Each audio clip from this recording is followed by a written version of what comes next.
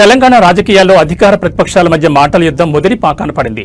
BRS working president KTR దూకుడుపై కాంగ్రెస్ నేతలు చేస్తున్న విమర్శలను మాజీ మంత్రి ఎమ్మెల్యే తలసాని శ్రీనివాస్ యాదవ్ తీవ్రస్థాయిలో తిప్పికొట్టారు. కేసీఆర్ ఉద్దేశించి ముఖ్యమంత్రి రేవంత్ రెడ్డి చేసిన వ్యాఖ్యలను ప్రస్తావిస్తూ ఒక కొడుకుగా కేటీఆర్ ఆవేదనను అర్థం చేసుకోవాలంటూ తలసాని చేసిన వ్యాఖ్యలు ఇప్పుడు పొలిటికల్ సర్కిల్స్ లో హాట్ టాపిక్ గా మారాయి.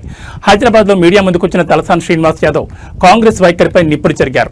కేటీఆర్ ప్రజల పక్షాన్ని నిలబడి ఉధృతంగా మాట్లాడితే కొందరు కాంగ్రెస్ నేతలు దాన్ని అహంకారమని ముద్ర వేస్తున్నారని తలసాని మండిపడ్డారు. అది అహంకారం కాదని ప్రతిపక్ష నేతగా ప్రజా సమస్యలపై గళమెత్తడమేనని స్పష్టం చేశారు. మీ అన్ననో తండ్రినో ఎవరైనా తిడితే మీకు కోపం రాదా అంటూ తలసాని సూటిగా ప్రశ్నించారు.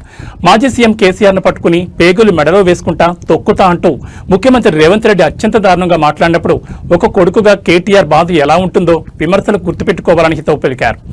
కన్న తండ్రిని అంతలా అవమానిస్తుంటే ఏ కొడుకైనా ఊరుకోడని, ఆ క్రమంలోనే కేటీఆర్ నుంచి అంతటి తీవ్రమైన ప్రతిస్పందన రావడం సహజమని సమర్థించారు.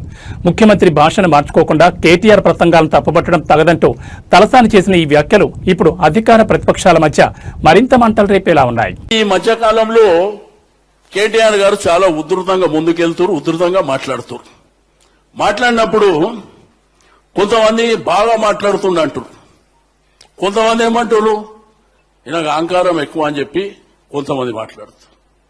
ఆయన కన్న తండ్రి కదా, కేటీఆర్ కు కన్న తండ్రి కదా.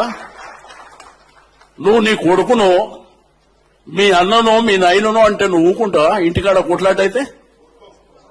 మరి అలా తండ్రిని పట్టుకొని పేగులు మెడలేస్తా తొక్కుతా. ఇప్పుడు తొక్కడానికి కూడా పర్సనాలిటీ మనలాగా ఉండాలి కదా. తొక్కడానికి కూడా నేను మెడలేసుకుంటా, దీనికి ఆ గోటీలాడనికే ముఖ్యమంత్రి పదవి ఇస్తారు ఎవడన్నా?